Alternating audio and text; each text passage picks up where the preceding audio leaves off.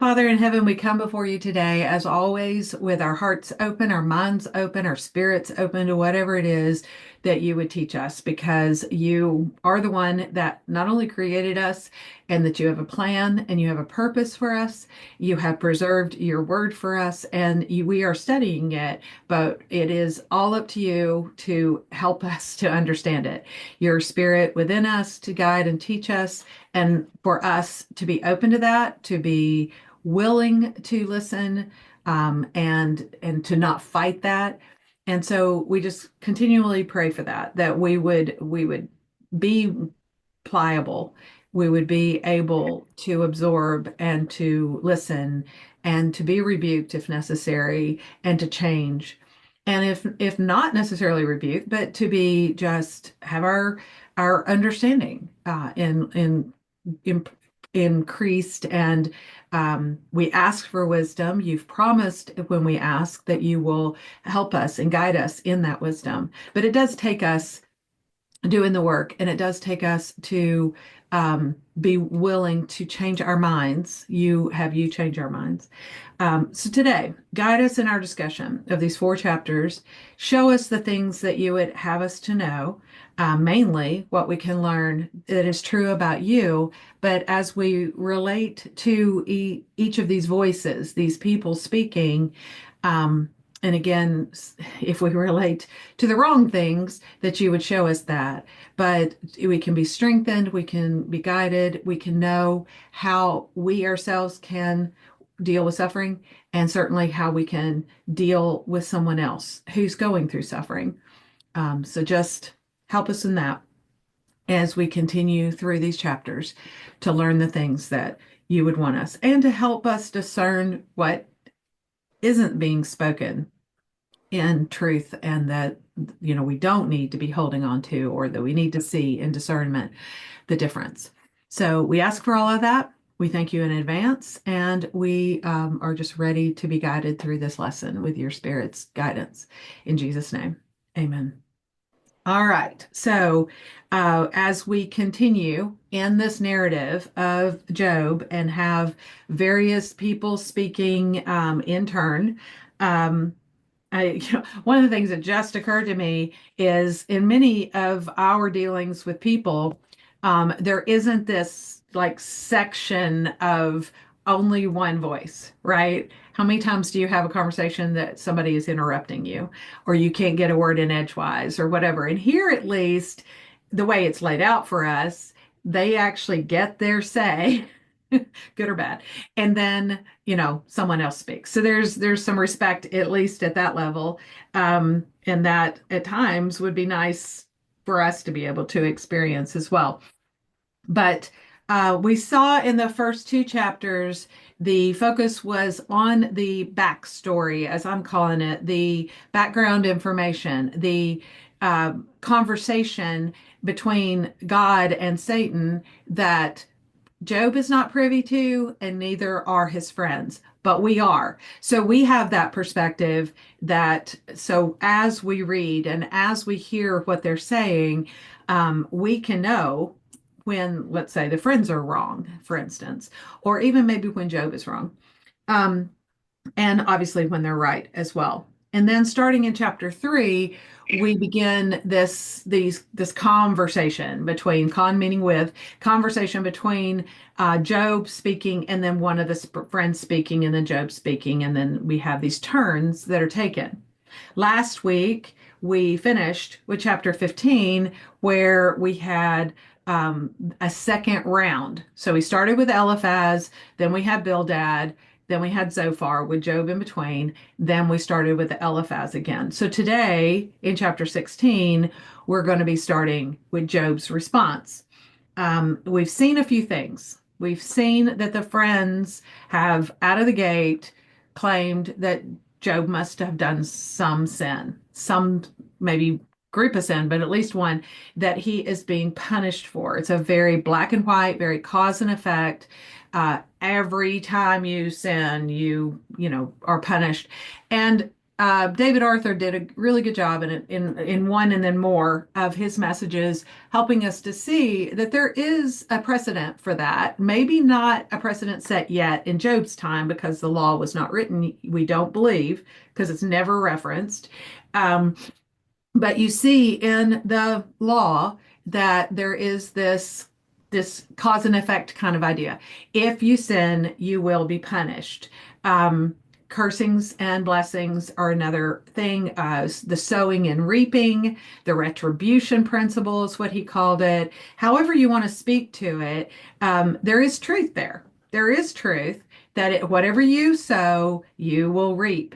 And Jesus even says, if you sow sparingly, you will reap sparingly. And that would be, positive things like your giving to the church or your time resources given to ministry. If you do that sparingly, you're going to reap sparingly. If you sow it bountifully, you're going to reap bountifully. So a sowing and reaping principle is valid, but when you kind of reverse logic that and come to where the friends are, which is the conclusion they're coming to is if you sin, you get punished. So if you're being punished, you have sinned. And there's mathematical principles, transitive properties, or whatever property it is that would kind of be along those lines. But as we've seen, and also Jesus tells us, it's not always the case that if you are suffering, Paul writes about it, Jesus talks about it.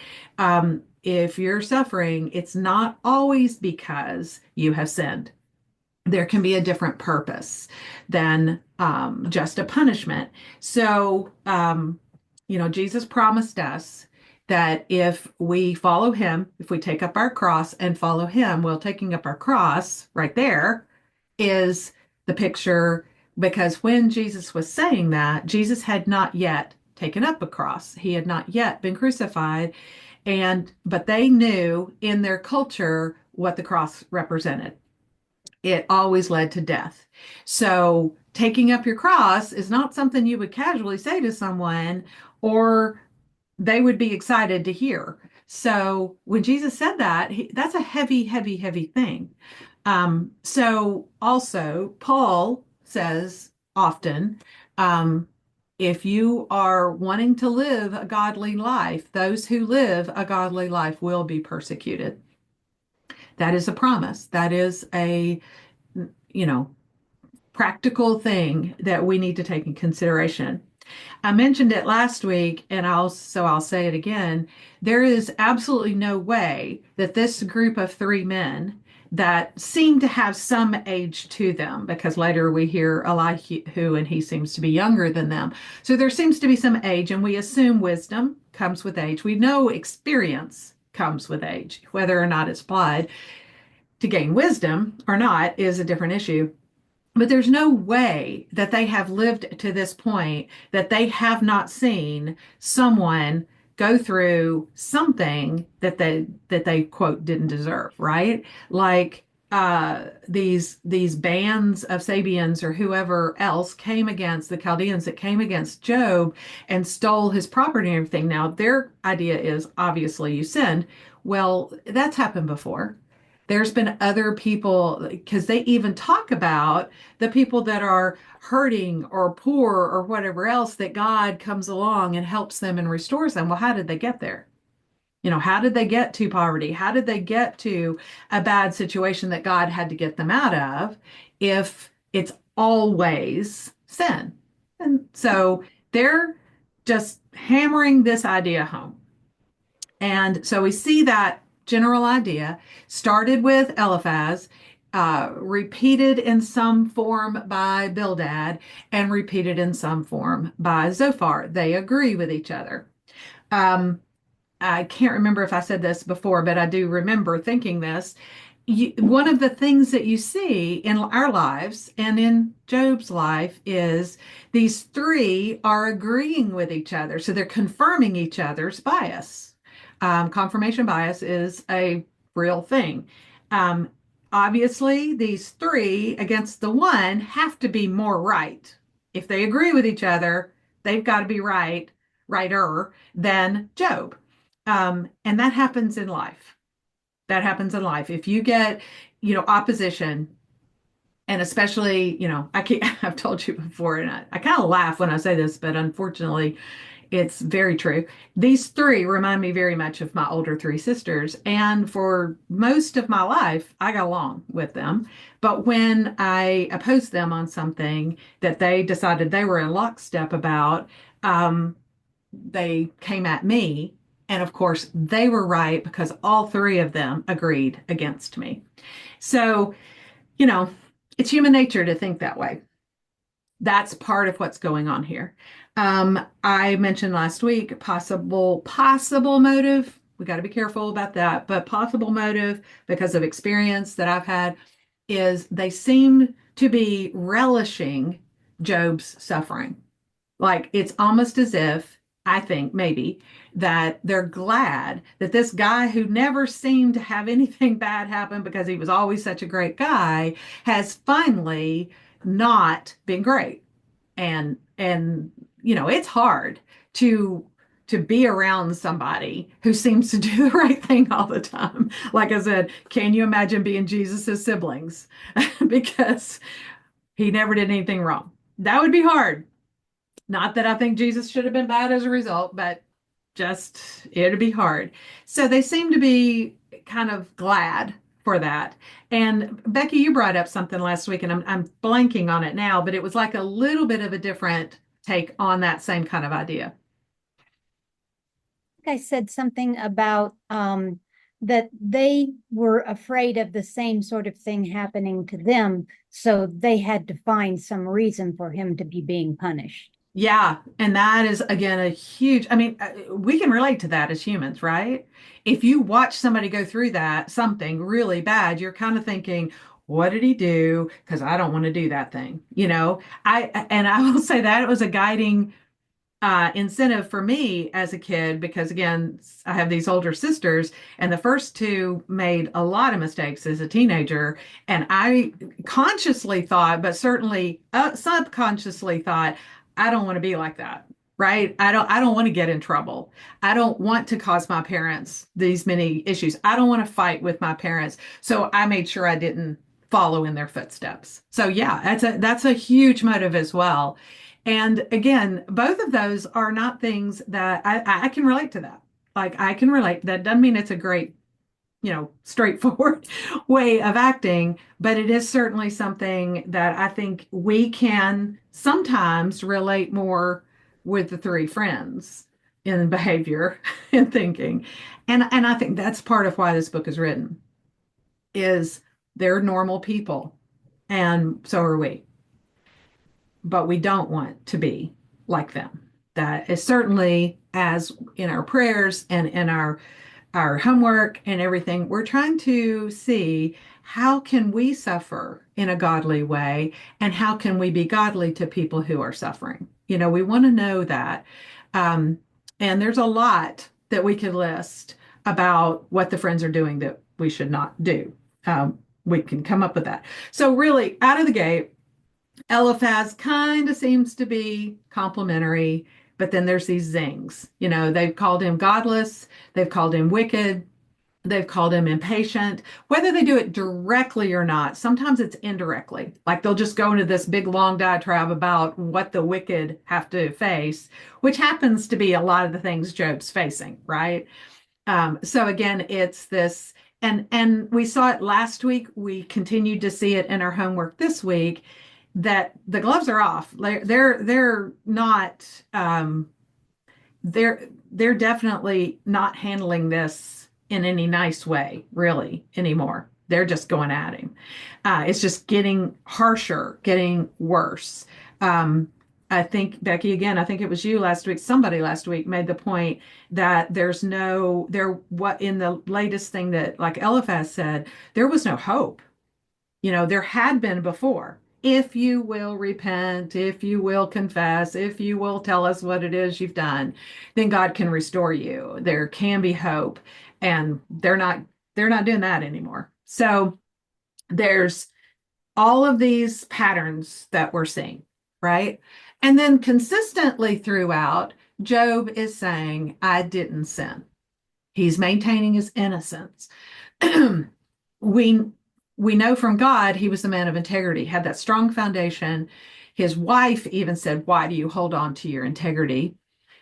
Job has talked about his integrity. It's a very important concept and theme, but we're also seeing Job beginning to doubt a little bit or come to the edge of blaming God. Like there's a difference in crediting God with being in control and blaming God as if he was doing something wrong. Like I don't deserve this ever. And we have to very much watch that. So sometimes it feels very uncomfortable to even hear the things that Job said. So as we get into chapter 16, we have gone through the first three speaking, Eliphaz speaking again. And so this is Job's answer. So in 15, Eliphaz is saying, we know what you know. You need to listen.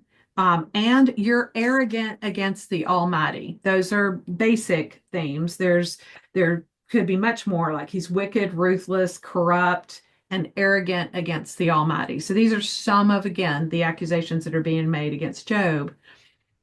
And so in 16, what do we hear Job? There's several things that Job says about them. We saw in an early chapter, I guess in his first response to Eliphaz, Job said, I expected kindness.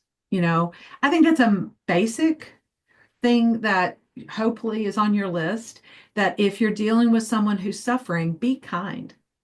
I mean, it's just simple. Be kind. You don't go in and hammer them and make it worse. Job has said several times their words are making it harder.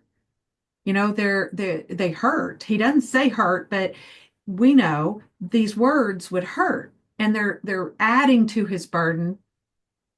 He also said at one point that he he kind of just indicated he thought they'd be on his side.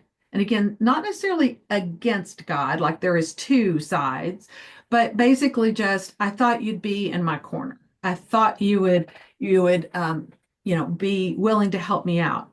Um, but here Eliphaz again really hammers home at the end. He's had said at the beginning of 15, your own mouth condemns you. Um, what do you know that we don't know? And then that he's wicked and ruthless and corrupt and arrogant. So Job's response in chapter 16 in that first paragraph is, what does he call them?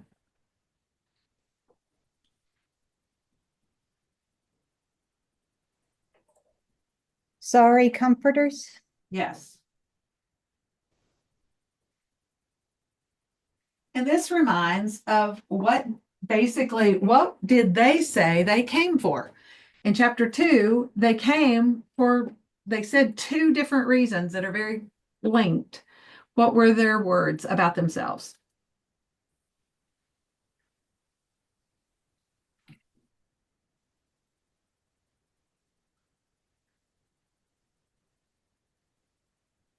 They came to sympathize with him and comfort him. Right. And we've noticed they haven't done either one of those. Nothing they've said, honestly, you would think they would, even if they were going to hammer at him, you would think there would be some sympathy and comfort, but there isn't. Even the first paragraph out of Eliphaz's mouth was, "Well, when it happens to you, you're impatient." I mean, there's no kindness there. There's no comfort. There's no sympathy there. And that was when he was being nicer than he is now. But at the end of this paragraph, Job said, I could strengthen you with my mouth. The solace of my lips could lessen your pain. So Job is saying, if I were in your shoes, this is how I would treat you. I could do that, but you're not doing that. They're not lessening his pain. And they're not strengthening him. He had said again in a previous response that it basically, if you're not kind, someone could walk away from God. Someone could lose their faith. We do I don't think you can be unsaved. I think if you're saved, you're saved, you're saved. But we could absolutely rock somebody's witness. We could destroy their. So many times I've had. I remember having a conversation with someone who grew up with a strong Christian mom, but her experience with Christians was so bad that she openly said she was not a Christian. And I remember talking to her one time because her mom was my friend, and I was talking to the daughter at one point, and I said, "We cannot define God by people who claim to be Christians. God is not who we are. We fail miserably, and we fail very badly a lot of times in how we represent God, Jesus, Christianity. And you can't, but the other side of this same coin is sometimes we're the only Jesus people see. We're the not that we're Jesus, but we're the only representation of who Jesus is, what Christianity is. And that's scary sad sometimes when you see, I mean, especially historically, when you look, I watch these shows sometimes, historically set shows, and think, I wouldn't become a Christian if that's what I saw, the treatment of people, anyway, you can imagine some of that. So, Job, I keep wanting to say Jesus.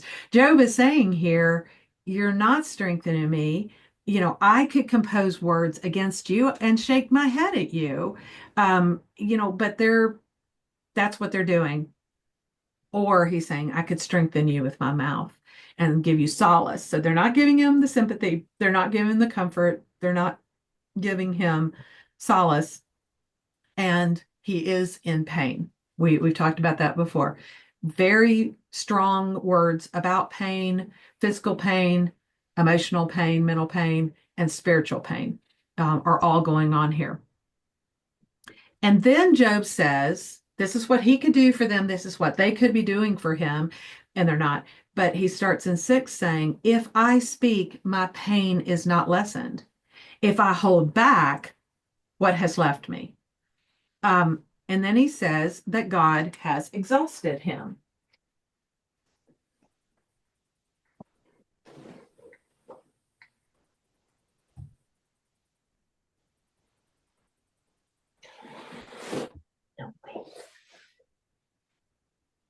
We're getting a little bit more of a picture of what Job is going through. It's not surprising. And he says, God has laid waste all my company. He shriveled me up, and it has become a witness, and my leanness rises up against me. It testifies to my face. So he's talked about pain. He's talked about wasting, or yeah, just his leanness.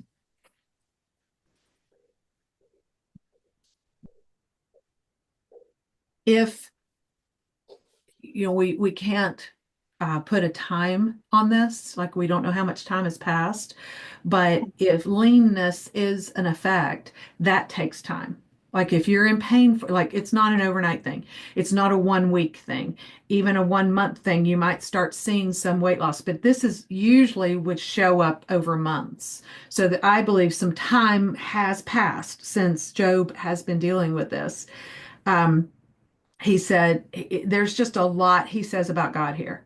He has torn me, he's hunted me down, he's gashed at me with his teeth. My adversaries glare at me. They have gaped at me with their mouth. They've slapped me on the cheek with contempt. They've massed themselves against me. God hands me over to ruffians. Now we know, he lost property and all due to these bans. So he may be talking about that. He may be talking, figuratively. He tosses me into the hands of the wicked. I was at ease, but he shattered me. Now, the contrast there, I think, helps to show the effect and the depth of what he's going through, because he was at ease. And that's one of the things Satan said. Of course, he blesses you. Of course, he follows you because you've hedged, protection around him. But if you take that away, and God said, okay, you can go take everything. And he did. And then later, second time he said, okay, you can touch him. You just can't take his life. And so Satan, you can imagine if Satan was given free reign to do everything to you that he could, or me, or Job, that except for death. So basically, just imagine what Job's going through is all the way up to death. Like it's that bad, it's that painful. He's not going to make it light. He's going to go to the extent that he can. He picked the worst. Um, I often think we actually just listened to the 1984 book by George Orwell. I had read it, I think, when I was maybe a teen or in college. I don't, it's been a long, long, long time. So there's very little of the book I really remember. But one of the points is there's this place of torture. And when you go there, they somehow tap into your worst fear, like the thing that you would consider the worst. And they make you believe that's happening. So it's kind of that idea. Satan is not omniscient. Satan is not omnipresent. Only God is that. But he's got a lot of workers, and we give him a lot of ammunition. Like we might speak our worries, and therefore he would have that ammunition against us. So don't know that Job ever said anything, but he also knows human nature and he knows what would be horrible to do to a person. So just imagine Satan did the worst. And that's what Job is going through. Not just a type of pain, but like the worst thing he could make him go through. Um, so Job was at ease and God has shattered him. I think that fall is part of the worst of it. Again, going from ease to the worst is shattering. He grasped me by the neck and has shaken me to pieces. He set me up as his target. His arrows surround me. Without mercy, he splits my kidneys open and pours my gall on the ground. He breaks through me with breach after breach. He runs at me like a warrior. I have sewn sackcloth over my skin and thrust my horn in the dust. My face is flushed from weeping. Deep darkness is on my eyelids, and there's no violence in my hands, and my prayer, although there's no violence in my hands, and my prayer is pure. So you see, this shattering, this feeling like he is being hunted, he's a target. And then, um, he was, he sackcloth. Um, and we know that sackcloth represents mourning. So there's a death, not a literal physical death, but a death to his old life, a death of his children, a death of his ease is gone. There's weeping. So um, there's a further description of how bad this is for Job. And then he turns to you were asked this in your questions, verses 18 to 22. Basically, what is Job appealing to? Who or what is Job appealing to in these verses?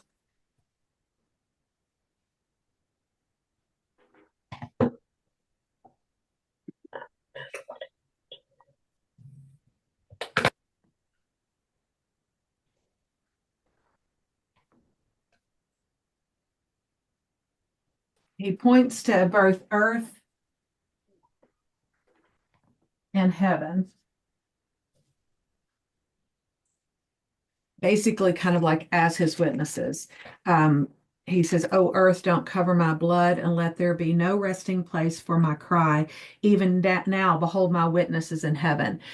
So he's like, there's no place that Job can think of or describe that isn't aware of his situation and his circumstances and his purity, his innocence. Um, he says, "My friends are my scoffers."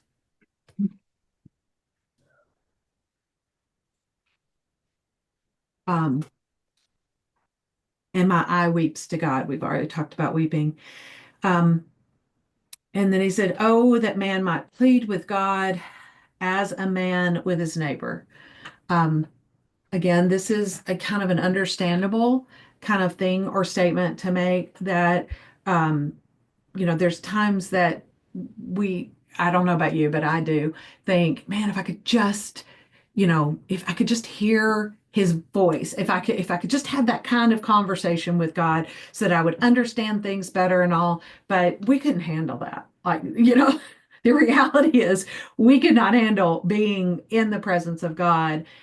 We would react like Isaiah and others, and we would fall down, and know that we weren't worthy of talking to him directly and face to face. But there is that desire that, if I could just plead with him like I could plead with a neighbor. Um, and he said, for when a few years are past, I shall go the way of no return. He's talked before about wanting to die. He's talked about wishing he was never born or the day of his birth was, completely gone. He talks a lot about if you go to Sheol, you don't come back from Sheol. So death is there's no return from it, not to this world, not to this life. And that's where he believes he's headed. Makes sense. Then we go into 17. His response continues. We know, I mean, a lot of this, most of this was to God. There's a little bit where he's answering to his friends, and he says you all, so he's answering all of them, realizing they're speaking in rounds and individually, but they're speaking a lot of times as one voice. So a lot of times he's addressing them as one, as the three together. And in chapter 17, there's again three paragraphs. The first two verses, he just says, what does he say about himself?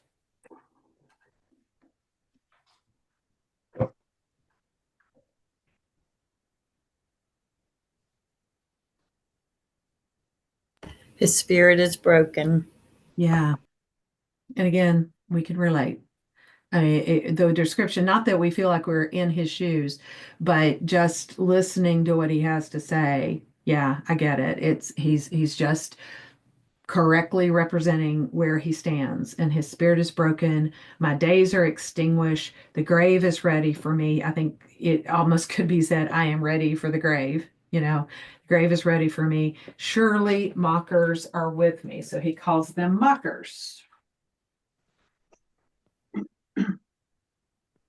And my eye gazes on their provocation. So they're provoking him.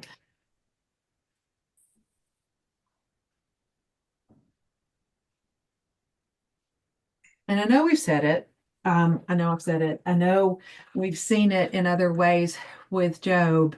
But when you're going through what we're seeing that he's going through and how bad it is at this point, he's saying, and he said before, broken spirit, just at the end, just desperately, barely hanging on and wishing he wasn't hanging on. And on top of that, he's got these sorry comforters, these scoffers, these mockers, these people who are provoking him or provocation. Um, and then in the next paragraph, he says, lay down a pledge for me with yourself. Again, directly addressing God. Who is there that will be my guarantor? He wishes for, like if you're looking to God, we could have written a lot of things that he said about God, but it was more of his feelings. But he's looking for a guarantor, somebody who will be speaking for him, that advocate. And he you know, wishes that God would be that. Um, and then he says, you have kept their heart from understanding.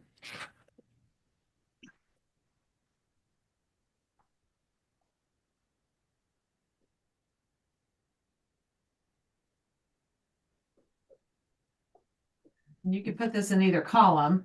You could say God is doing this because that's what he's saying, but he's saying of these men that are with him, they don't understand.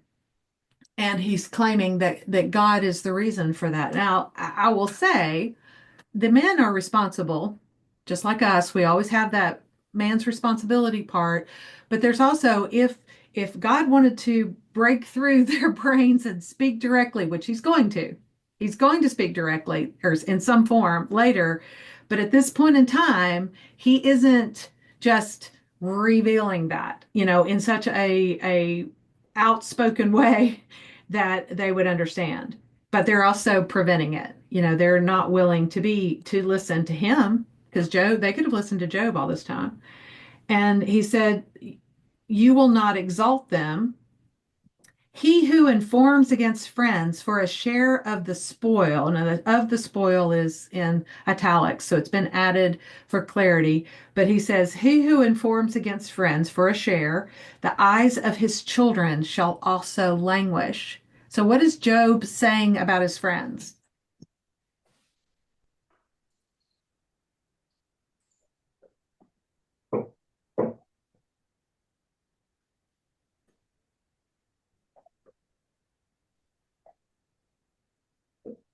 It's kind of like going to motive. And again, we can't assign motives to people, but Job is saying, his thoughts, which are he sees them, his friends, as informing on him.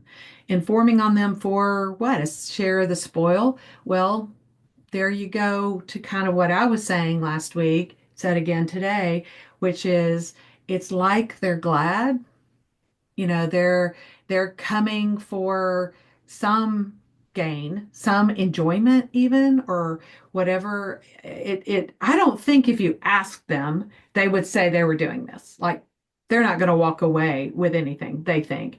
But they're still like, why are you here? Why are you doing this? Why do you keep on?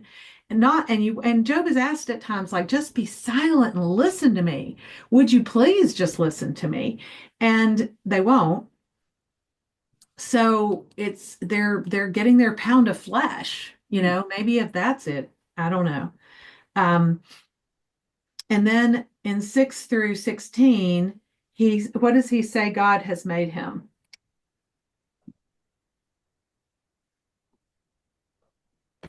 A byword. A byword of the people, and at whom men spit. So obviously very thought very poorly of. And he says, my eye has grown dim because of grief, and all my members are as a shadow. So members would be like the members of his body. So he's again referring to, we even have a phrase where we say he's a shadow of his former self, meaning that again, that leanness. He's not doesn't have the stature that he used to. So this could be physical and this could be status. He's a shadow. So there's grief. Well, Job is a byword because if you want to say you've had trouble, Yep. my daughter says Job set the bar high. Yeah. But yeah, he is a byword. You mean the suffering bar? Was she Yeah. saying? Yeah. Yeah. Yeah. The endurance bar, we could even Yeah. say. But you're right. He is a byword. Usually when we say byword, it's almost like a throwaway kind of thing, like a negative connotation. But you're right. He is an example word. We have we have phrases that we'll say, or we'll even say of Job's friends, like don't be Job's friends, like they're a byword in that sense, right? So they become a part of our culture and language, right? In a way of you just have to say a short phrase or one word, and an entire amount of thinking comes along with it, right? So, yes, in a positive way, he's a byword, but also at this time he's talking about it more being a negative, but you know, but it is still true. Um, the upright shall be appalled at this, the innocent shall stir up against the godless. Um, Nevertheless, the righteous shall hold his way, and he who has clean hands shall grow stronger and stronger. At his low point, and I don't know which chapter is his lowest, because all of these chapters just are a continuation of this lowest point that Job is. Even then, he knows clean hands shall grow stronger and stronger. So he's hanging on.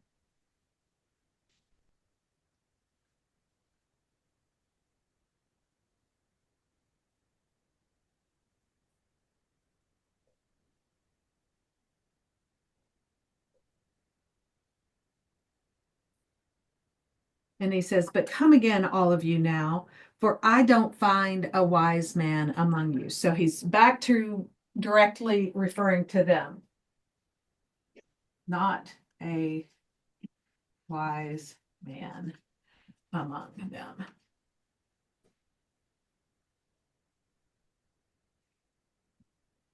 So this is just this week's list. He's called them sorry comforters, scoffers, mockers. They're provoking or provocation. Um, God has kept their heart from understanding. He informs on them for a share of some profit, something, and there's not a wise man among them. There should be. I mean, again, there's some age here. There should be wisdom along with that. And in the midst of this conversation with Job, there should be their eyes should be open. They should be gaining wisdom. They should be going, oh, well, we've known Job a long time and we don't know of anything he's done.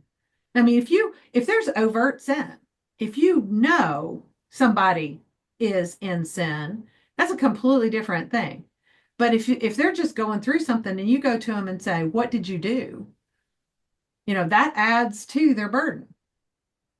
You could go and say, "What's going on here? Tell me your side. Like, let me hear from you." You can ask those questions, but please leave out, "What did you do?" Right? I've had this happen. I've won't tell you who I said it to, but I've said many times, just because a person gets a reaction, a negative reaction, doesn't mean they did anything to cause the reaction. Okay. Because again, the examples Job didn't have to call on that we do are look at Jesus. Okay. He came in on Sunday and they're waving palm fronds and laying their coats down and saying, "Blessed is he who comes in the name of the Lord. Hosanna, Hosanna." He's got a parade riding on that donkey on Sunday. And on Thursday, there's the same crowd, maybe not literally exactly, but that's the group of people that were gathered for the feast of Passover. They're crying out, "Crucify him, crucify him." Same crowd, at least in general, 4 days later. And did Jesus do anything between Sunday and Thursday? He did a lot, right? And he got reaction, but was the reaction valid? Was the reaction justified for him to be killed in the worst way humans have ever invented to kill someone? No, we know that's, we know he didn't deserve it. Look at Paul. Paul was not perfect like Jesus. He's human, fully human. Jesus was human and God. But Paul, sometimes they had to lower him down out of a window in a basket because there was conspiracy to kill him, and Roman guards had to take him away from that place. He was stoned and left for dead. He was shipwrecked many times. He was accused of things he didn't do and arrested. We traditionally believe that he was beheaded. We're not sure, but did he deserve that? He was doing exactly what God wanted him to do, and God had told him at his time of salvation that he was going to stand before kings, he was going to stand before all these people, but he was also going to suffer. Okay, so Paul knew from the beginning. And when he was headed back to Jerusalem, he had been told he was going to be in chains. He had all these people come to him and crying, begged him not to go to Jerusalem because they suspected or knew that what he was facing was imprisonment, and he set his face to Jerusalem because God had told him to go, knowing, knowing he was facing something that wasn't good. But did he deserve it? No. Look at the prophets of the Old Testament. They had the truth. They were speaking literally God's words, what God told them to say. And many of them were killed. Jeremiah was put in a dry well and left. For dead. And look at Joseph. He was the jealousy of his brothers caused them to first want to kill him and then pretend he was killed and sell him into slavery. Then he's in slavery and he's just doing a good job for a guy.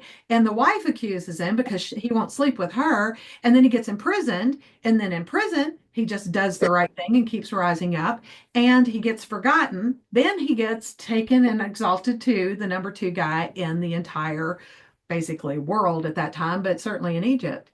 He didn't deserve any of those things. So we cannot look at somebody and say, because people are mad at them, they must have done something. Then, if we do that, we're Job's friends. But we could ask them, what happened? Like, why do you think these people are mad at you? Um, and then when you hear their story, weigh the facts. There may be something, like I've often said, I can be right. I can be really, really right and know I'm right. And I can be really wrong in how I'm right. Like if I'm bashing somebody over the head, or if I'm saying it with like lashing them with my words or whatever else, I can be really wrong in how I'm right. But if you just analyze my words, maybe my words were right, but we still have to be careful of our motives. We got to be careful of our actions. But we also, on the other hand, when we're looking at a situation, don't just assume that because people are mad at somebody, that person did something wrong. Because again, we've got all these examples of Jesus being the primary, of Jesus had a lot of people mad at him, but he was never wrong. And he was never wrong in how he said it. He was never wrong in any of it. So he says there's no wise man among them.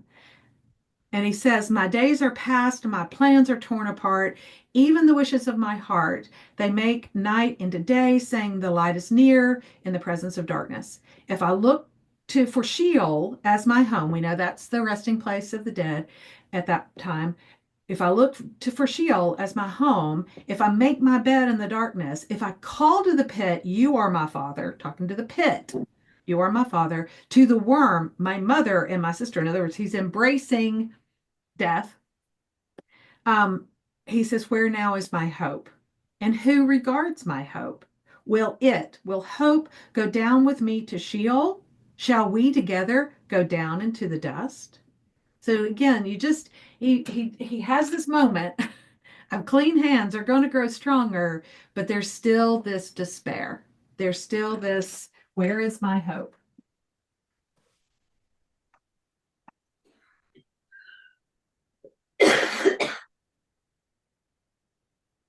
And he has a correct understanding that if he goes to death, he's not coming back. Now we're going to see, a better perspective, a broader, a better, completer perspective in a little bit. But next we have Bildad, second person that responded before, the second person that's responding in the second round. Possibly there's a hierarchy order, maybe it just seems that's probable, who knows. But Bildad's response is in the first paragraph is, what does he say? That Job regards them as what?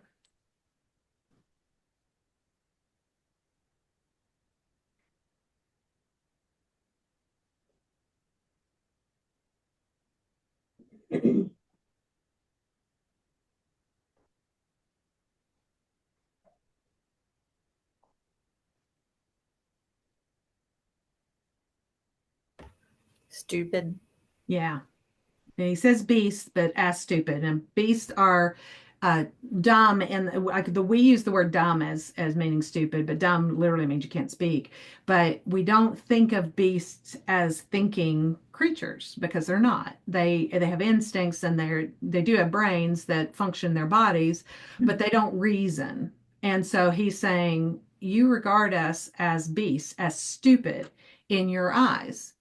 Um, and he has said, how long will you hunt for words? Words are an issue.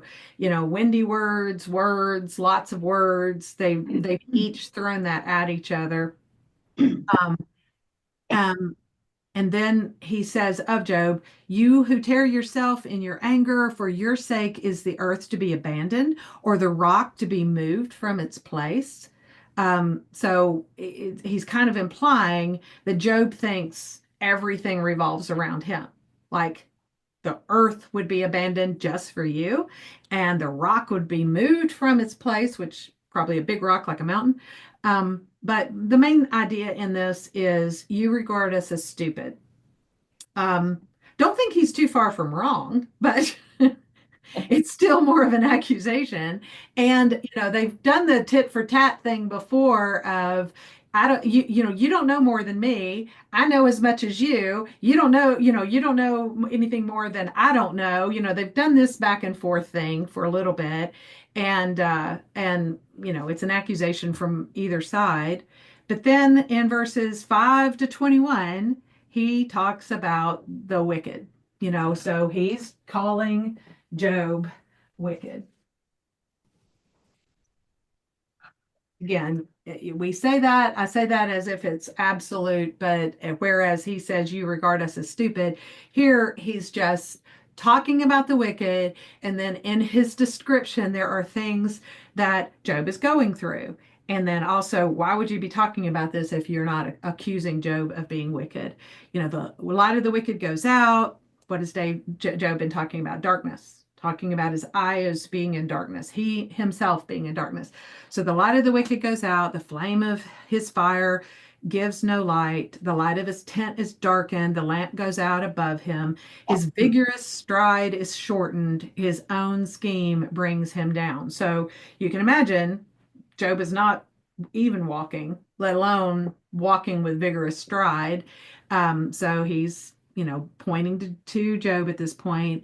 He's thrown into the net by his own feet, and his steps on the webbing. A snare seizes him by the heel, and a trap snaps shut on him. So he Eliphaz had said, your own words are condemning you. He's saying here, you have set yourself at your own trap, own snare, netting, webbing. You are caught up in your own. A noose for him is hidden in the ground, a trap for him on the path. So you've got all of these images of you entrapping yourself. Um, then it says, terrors frighten him, harry him at every step. His strength is famished, and calamity is ready at his side. These are things Job has said about himself, and they can view. His skin is devoured by disease. And you talk about on point here. What's going on with Job? Boils all over. The firstborn of death devours his limbs. He is torn from the security of his tent. They march him before the king of terrors. Job has talked about terrors. Job has talked about fears. We know his flesh has been devoured by disease. That even his tent, the security of his tent, all of his possessions have been taken. Except for maybe his house. There dwells in his tent nothing of his. Brimstone is scattered on his habitation. Remember, fire came down out of heaven. His roots are dried below, his branches cut off above. So this, we've talked about a tree before that, you're cut off from the source. Memory of him perishes from the earth, and he has no name abroad. That would be a big deal. Job, we know his name has endured. Their names have endured in not great way, but that would be a big deal. His name is cut off because his children are dead, but he's not going to be remembered. Job said of himself he wished he'd never been born, so he wouldn't even have a name, but he does. And now they're saying his name is going to be cut off. He is driven from light into darkness and chased from the inhabited world. He has no offspring or posterity among his people, nor any survivor where he sojourned. I mean, this guy is cutting him deep. He's going after the hurts of the hurts. Like, let's just, somebody said it last week, kicking him while he's down. Those in the west are appalled at his fate. Those in the east are seized with horror.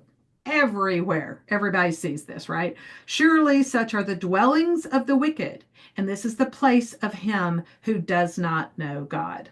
So, just said of Job, he does not know God. What they're saying about him. How nice. How kind, how comforting, how sympathetic. Does this fit with being a sorry comforter, a scoffer, a mocker, a provoker, kept from understanding, informing on him? Like this, he's saying this about him. Not a wise man, and they're regarded as stupid, but that's what Job said, or what he says Job is saying. So they're living up to it. This is Bildad, but he's speaking for them. They are speaking seemingly as one voice, and he's just hitting, hitting and hitting, hitting. That's what I'm saying, hammering in this. Okay, and then this last chapter we dealt with this week is chapter 19, Job's response. How long will you torment me? So they're tormenting.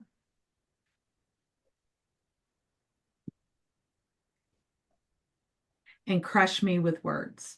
Can we crush with words? We grew up with a little childhood saying that, sticks and stones might break my bones, but words will never hurt me. You have to determine that. Like you can say that to somebody, but here's the thing, you can get over the bumps and bruises and even broken bones. They can heal and you can almost forget them. Maybe as you age, you start feeling the weather, but basically you can heal from those things, but those words can never be unsaid. You think about things that have been said about you in anger, to purposely hurt, to bring you down, or to be one of Job's friends, like that. And those words can't be unsaid. That's the reason we have to be very careful what proceeds out of our mouth, because we'll be judged for every word that proceeds out of our mouth. So we have to be careful. But here's the thing, you crush me with words, and they keep doing it. We're not done. They're going to keep going. And notice, as we said last week, there's nothing good, no hope, no good, no, it could be better. No, this could be true of wicked, but if you don't want to be wicked, here's what you need to do. There's no path. There's just, they're just mad at him because they believe they're right and he's wrong and he's not listening and he's not, blabbing his sin to them, confessing all over the place. And so it looks like they're getting more, like they're angry, like they're getting worse. Um, Job says, these 10 times you've insulted me. You are not ashamed to wrong me. So they have insulted and wronged. I don't think we need to go back and count how many times to know that it's 10 or not 10. That's not really the point. It's just a saying, like we might say a million times. A million times you've said these things. And then he says, even if I truly erred, my error lodges with me. If indeed you vaunt yourself against me and prove my disgrace to me, know then that God has wronged me and has closed his net around me. So even if they could figure it out, if they could point out, and he's said before, tell me what it is I did. I've been in that situation where my sisters were saying things, and I finally said, okay, give me an example, and the example they gave wasn't a true example, and I disproved it. But sometimes you just do that, then you just tell me what I'm doing wrong. Let's work it out. But he's saying, even if I did err, even if you could show me what it is, it's between me and God. You know, God would know that you would know that God is the one that has brought all this about. God has wronged me and closed his net around me. Um,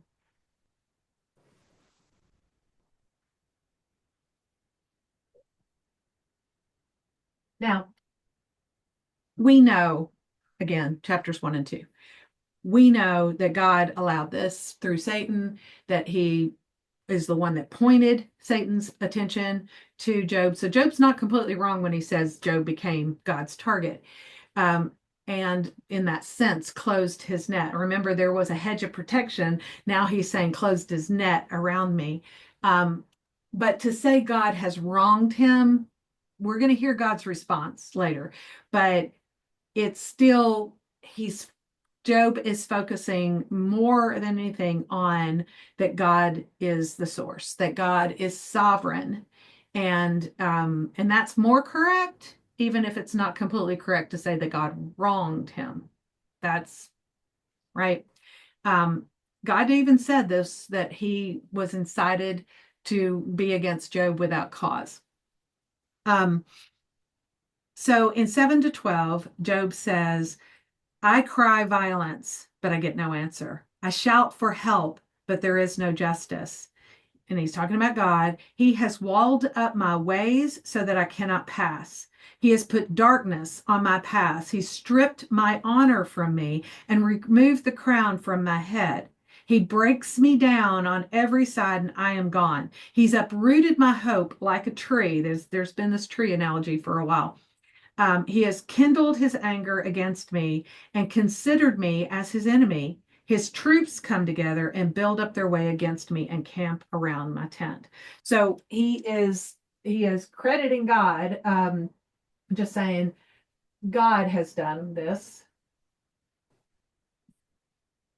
and he says God has kindled his anger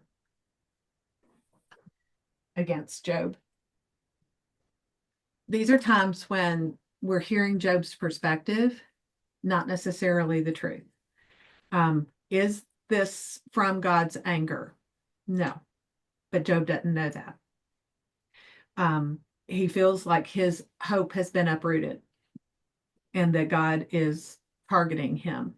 And I don't blame him for feeling this way, but he's again hitting that line. He's getting really close to that line. And then in verses 13 to 22, what is he representing here? In how this is making him feel Isolated, alone. isolated. Yeah. He specifically mentions what groups of people. Well, all of his family, his relatives, his friends, his intimates, his associates, everyone. Right.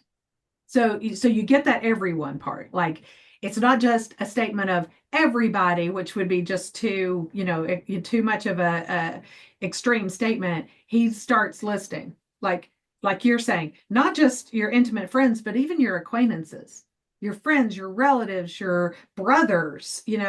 Brothers are closer than just any relative, right? Foreigners, I am a foreigner, sorry, in their sight. I called him my servant. So people that are supposed to be at his beck and call won't answer him. And then he mentions his wife. It's one of the only times else you'll hear about his wife.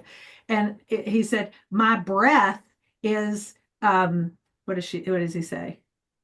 My breath is offensive to my wife. I'm loathsome to my own brothers. Children despise me. I rise up and they speak against me.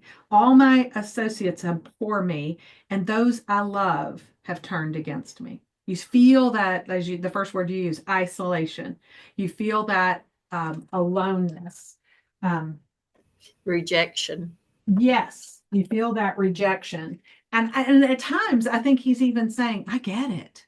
Look what I look like. my breath is even stinking, right? Like my wife is pulling away.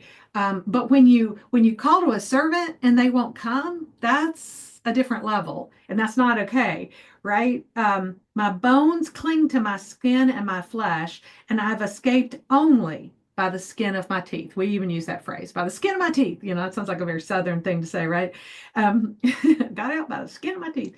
But that's still that bone clings to my skin and my flesh. You can just imagine how wasted away he is, and how he talked one time about the scabs and the darkness of his skin.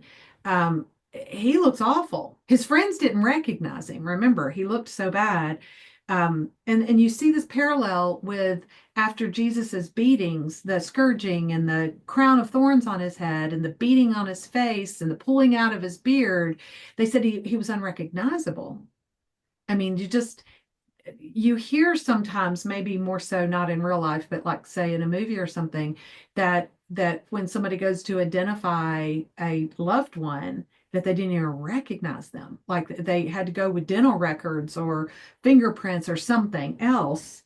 um, and so just imagine, this is really something of a picture of not just his isolation, but right the rejection. And the rejection would be, because of his physical appearance, but also because of his circumstances. This is one of the things. I mean, these friends did come. We'll give them that. And all these people have abandoned him. At least it feels like it. Whether or not they have, we don't know. But when you're going through something like this, you do feel isolated, or you begin to think, like, nobody wants to be around me. This situation is so bad, or what do they think of me? I mean, it's part of the mental anguish you go through. And sometimes it's valid. Like sometimes people will say things and you know exactly what they think. Um, but it's a tool of Satan. Just understand that as well. That making you think, it doesn't say Satan is doing this, so don't get me wrong. Don't, I'm just saying in your own life that making us feel like we're the only one or nobody is on our side is definitely one of the tortures that we can go through. And I will say in our situation, so many times I've clung to the fact that Johnny is still on my side. My three other children are still on my side. There are friends that have very much stayed on our side, but we've had some of our closest family turn on us. We've had friends that are supposed friends turn on us. Um, well-meaning people making, well, I think they're well-meaning, making very harsh statements. It's part of what the suffering is. Um, and then in verses 23 through 29, he says, "Oh, that my words were written." And we can kind of smile because we know they are. And that they were inscribed in a book, that with an iron stylus and lead, they were engraved in rock forever. You can just imagine how um, solid that would be, lasting that would be. And then he says this wonderful statement, "As for me, I know that my Redeemer lives." Now you could put this under Job, or you could say it here. "I know my Redeemer lives, and at the last he will take his stand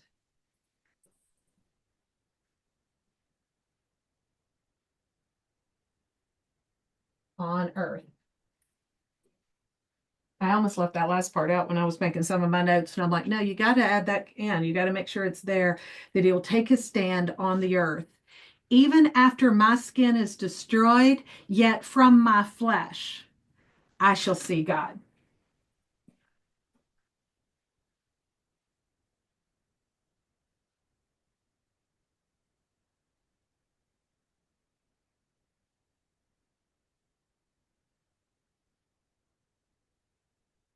"When I myself shall behold whom my eyes shall see, and not another." So when Job's saying, when my eyes are on him, I'll see nothing else. I'm just going to say, see no other. You can put, you can write as much as that as you want. My heart faints within me. Um, if you say, how shall we persecute him? So this is another thing they are possibly doing is persecute him. And what pretext for a case against him can we find? So they're trying to make a case against him.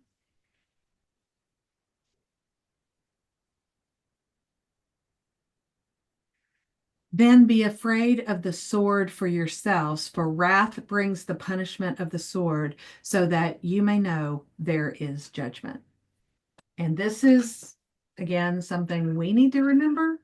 We need to have in our thinking that if we go against someone like Job or whoever, doesn't have to be like Job, but if we go against someone like Job's friends are going against Job, we will be judged.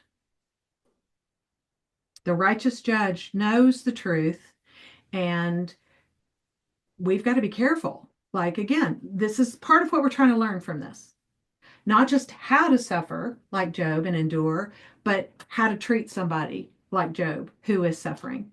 What should we say? What should we not say? That first 7 days of silence is probably the best thing they did. And after that, not so much.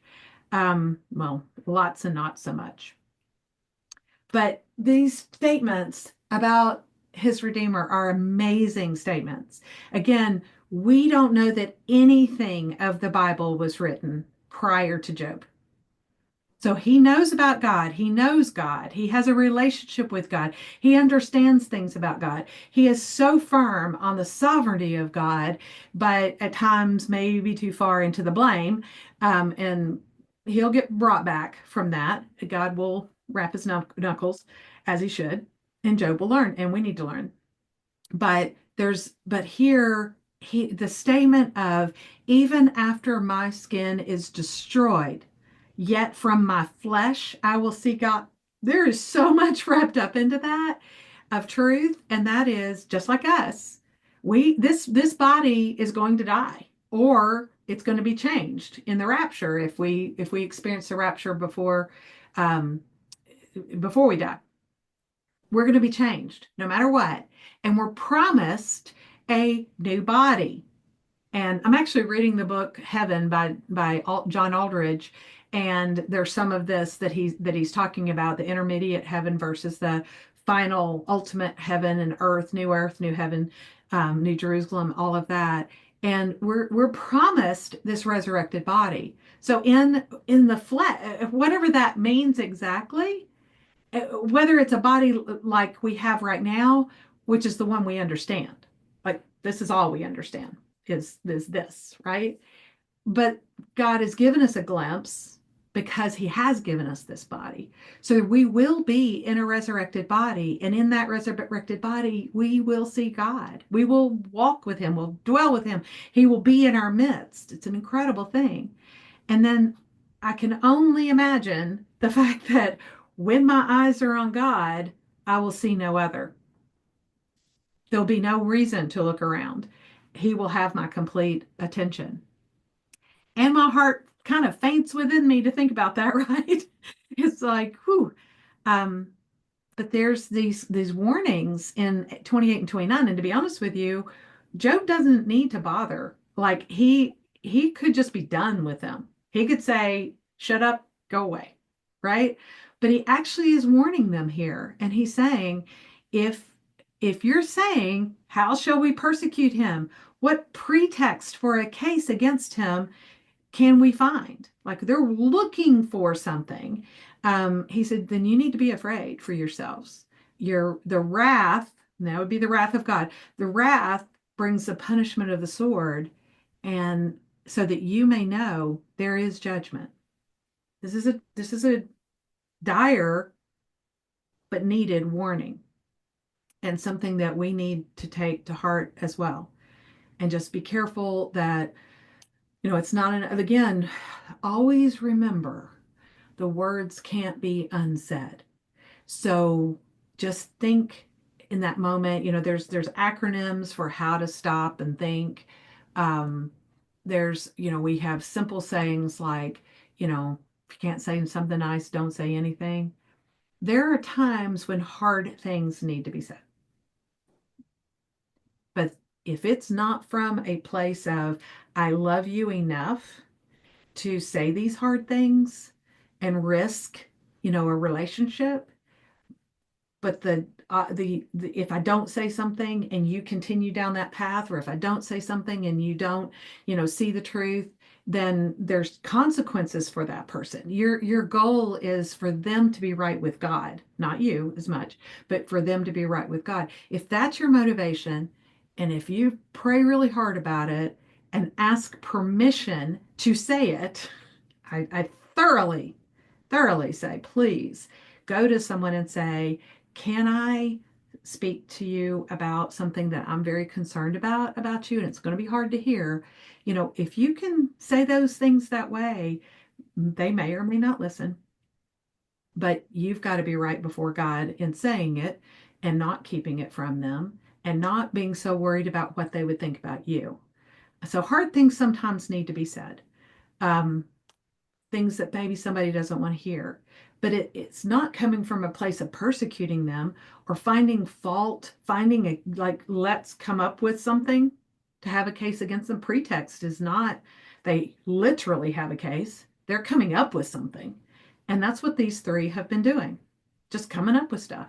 Remember, I think it was Bildad in his first statement, or maybe it was Zophar in his first statement, you know, basically said, you've been saying, and when we looked at it, we're like, Job has never said that. You know, you're making things up. Um, that's a pretext for a case against him. And there, three of them are counseling together and think they're right. So they feel like they can say it. That happens a lot. So be careful that you're not in that boat too, that people haven't stirred you up. It's still your responsibility. If somebody gives you, you know, prayer request, a bless their heart kind of statement about them, and then tells you something, realize that you still need to have firsthand knowledge before you know, pile on or go as a group. But kind of contrary to this, there's the Matthew 18 passage that if someone offends you, and that word offend is not the way we use it. That word offend means causes you to stumble into sin. So somebody's put a stumbling block in front of you by what they said or what they did.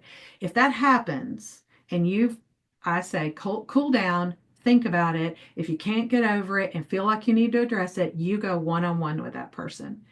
And if they don't repent, then you bring two or more witnesses, and sometimes those witnesses aren't necessarily people that saw or heard the situation, but that they're witnesses that have, let's say, heard your side of the story and are willing to listen to the other side of the story and be like advocates and intercessors or whatever. Um, but you bring the two witnesses, and if they still won't repent, then you take it to the church eventually. And if they still won't repent, you know, this is a very hardened heart at this point. Um, Again, we're not just trying to run around and get people to agree with us, because that's wrong way of handling things. But sometimes you do get counsel. But if you have a grievance against somebody, you go to that person, go take it to the source. So there's methodology for dealing with difficult situations, dealing with difficult people, you know, dealing with somebody who's in overt sin. But here's the thing: we have a responsibility. We have a responsibility to deal with that. We have a responsibility to understand this book so that we are dealing with things correctly and not just building a case against somebody um, without the facts, with pretext. So we saw this week as we did some cross referencing on what a redeemer, this word redeemer means. Did you look that up this week? If you've done the book of Ruth, you probably already knew.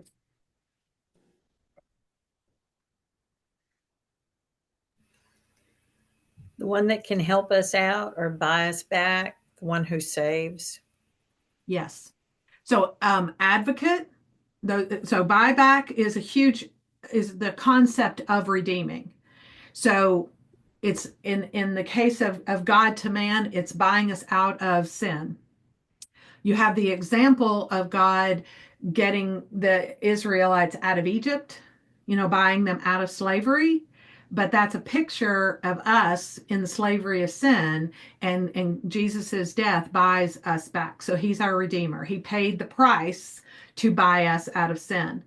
One of the reasons we say, you were bought with a price. And that price was the highest price ever paid, which was Jesus's life. So, yes, redeeming is that idea of buying back. It's the idea of being an avenger for someone. Although this word is not as much the kinsman redeemer or the kinsman, the blood avenger, which is another concept in the Old Testament. But it's more of the picture of Ruth, where Boaz was asked to marry her, but he wasn't the nearest relative. So he sat by the gate and waited for the nearest relative to come. He presented the idea to him, like Naomi's back. Naomi has a land that needs, land that needs to be redeemed. Her husband is dead. Her sons are dead. And the nearest relative said, okay, I'll buy it back. And then Boaz said, well, part and parcel is marrying Ruth. And the nearest relative said, I can't, and I don't understand why he says he might lose his inheritance, but that was his worry. So he gave that to Boaz to do, Boaz being the next in line.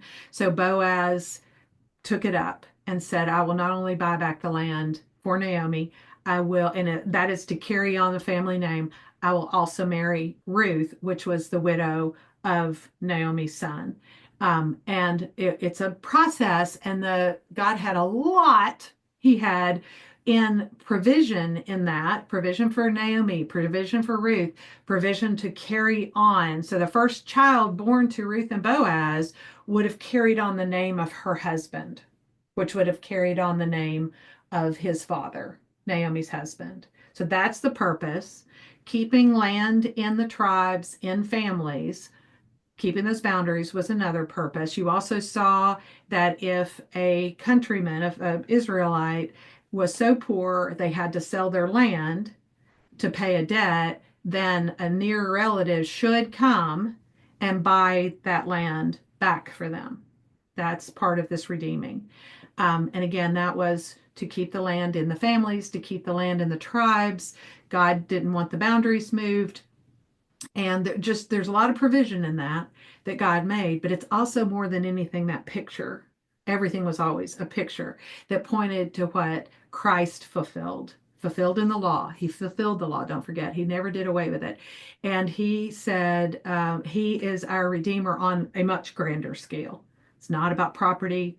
It's not about slavery, earthly slavery.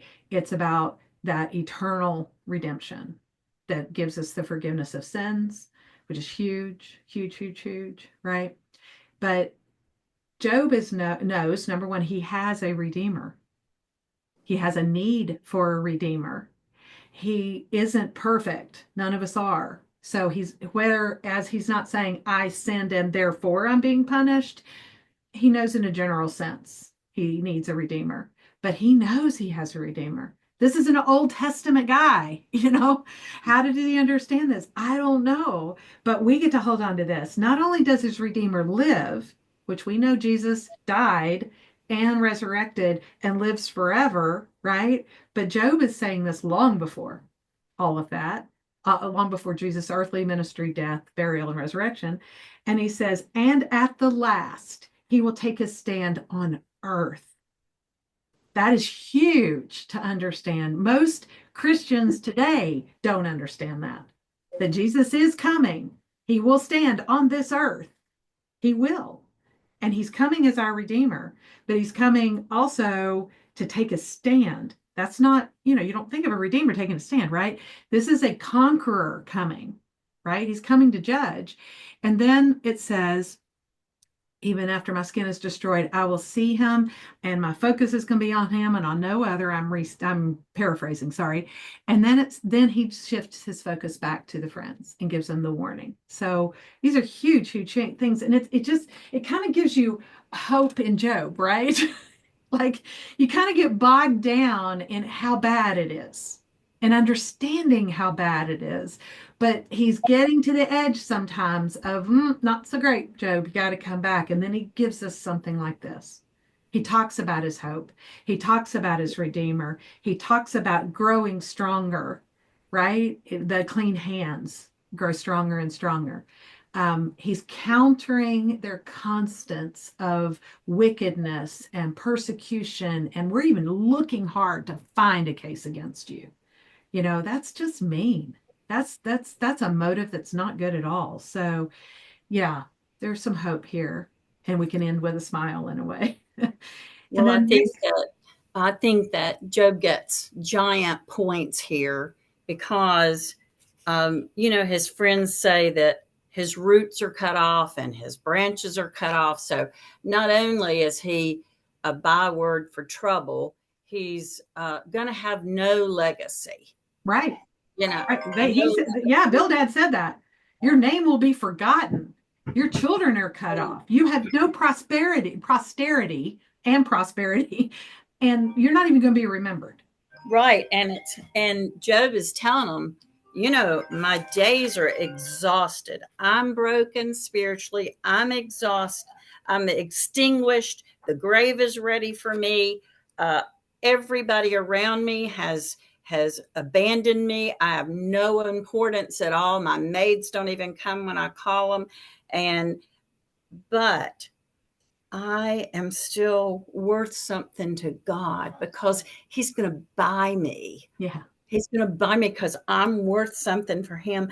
And who is my guarantor? He's going to stand on the earth. He is going to be my guarantor. He is my guarantor. Yes. And I just think that, and also, he knows that even though his body and his skin and his flesh and his kidneys or whatever are just nothing, he knows that there's another part to life than our bodies, which how many people on this earth right now do not realize that we have a living part that's way beyond our Yeah. physical anything. And so I just, I'm This thrilled this that is he our said true this. hope. And sometimes Right. this is the only hope we have, right? Indeed. But it's not the last resort hope. It's not the I'm making this up hope. It's No, the best hope we've got, it's right? the all the time hope. Yeah.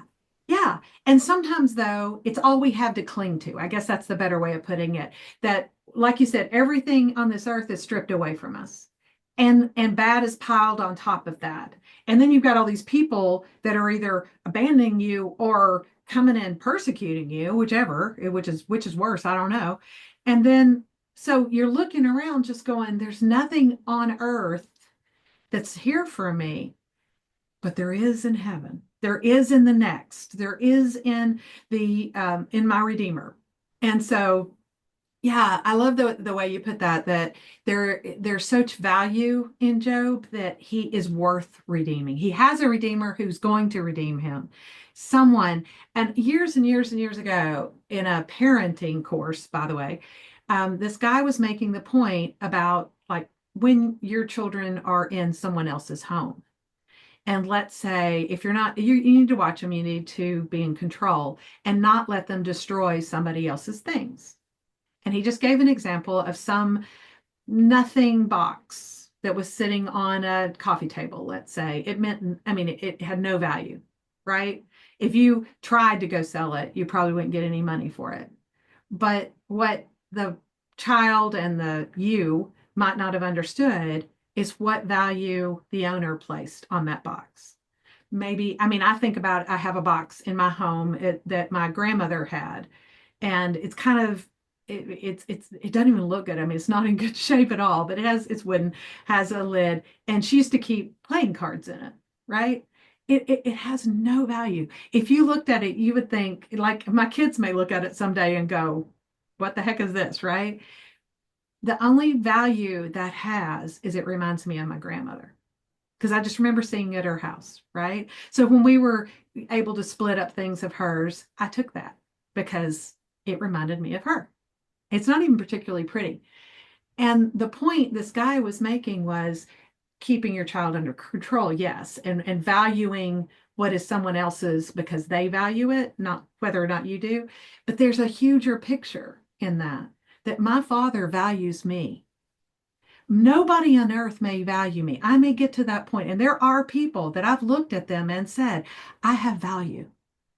You may not see any value in me. And they're making me feel that, right? That I'm scum, that I'm not worth their time, or they just think the worst of me. And I have to literally say to myself or out loud to them, even sometimes, God values me. My creator sees value in me, even if you don't. Doesn't matter what you think. And that's where Job is. I have been, will be bought back. I will be bought out. My Redeemer exists. My Redeemer lives. And that, I think saying my Redeemer lives is hugely important because Job is recognizing that Jesus was our Savior before the foundation of the world.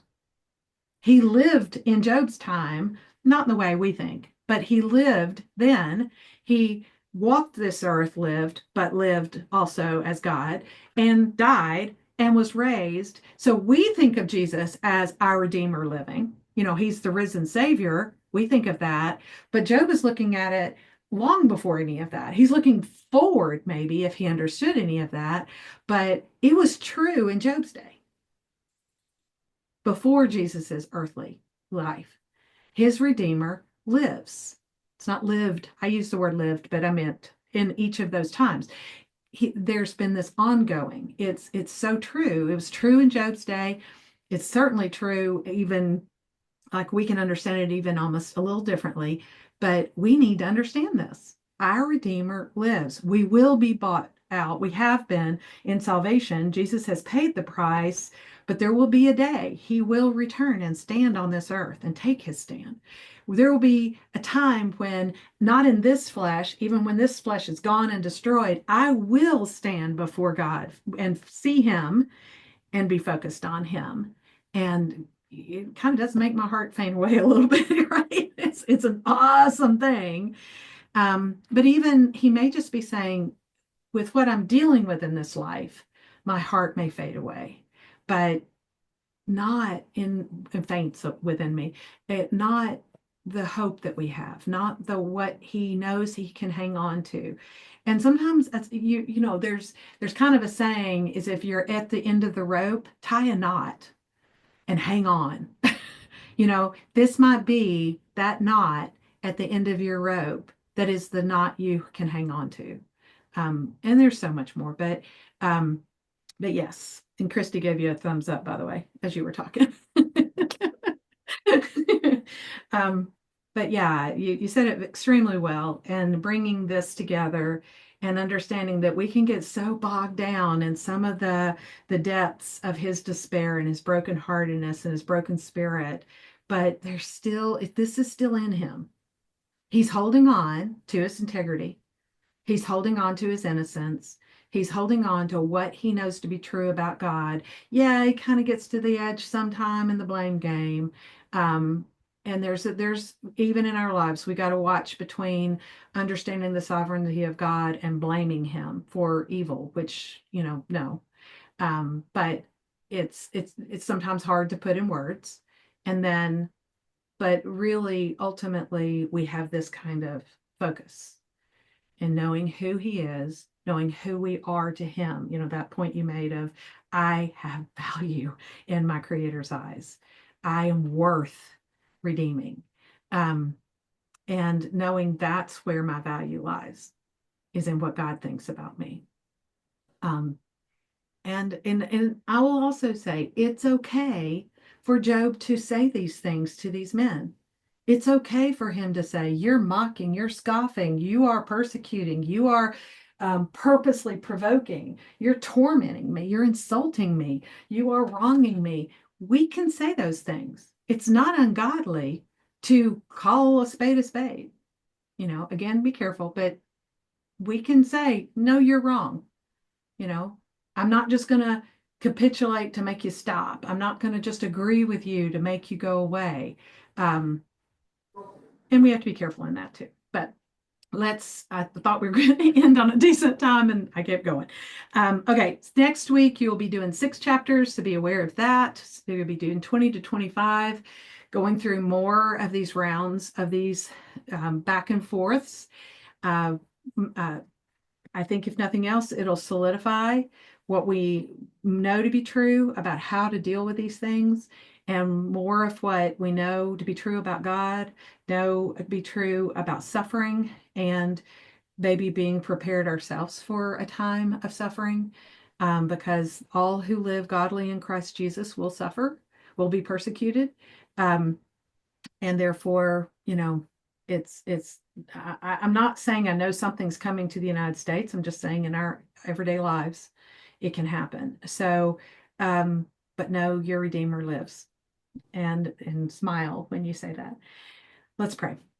Father in heaven, it's a great way to end this lesson, to have this wonder, but it also is a dire warning in these last 2 verses to anyone, and especially, we need to take this in ourselves, that if we are looking for a case against somebody, if we're purposing to persecute people, just, believing them to be bad, or wanting to believe, not believing the best about somebody, but believing the worst, we will be judged for that. And the truth. We know the backstory that Job and these 3 friends don't know. They may come to know, but we know it. And that helps us to understand things better. But when we try to strip that away from the thinking of these people, they're still wrong in how they're addressing. And Job is pleading with them at times. So help us to not be them. Help us to not treat people the way they are treating. Help us to change in our thinking, that solid linear thinking that doesn't give any opportunity for there to be a veering from just sowing and reaping and retribution principle, and therefore reversing it and saying therefore you must have sinned, and being the platitudes they've given at times, and the false compliments, even, it seemed, and now they're not even doing that. So let us learn from this. We're preparing for the lessons where we hear from you towards them, and they're going to hear how wrong they were. Hopefully they repented. We just ask, Father, that we can learn from this, and that we put ourselves correctly in the shoes of those we're listening to, and that we take with discernment your Holy Spirit guiding us the truths of you, and how we need to respond as well. We thank you for all of it and ask for all of it in Jesus' name. Amen.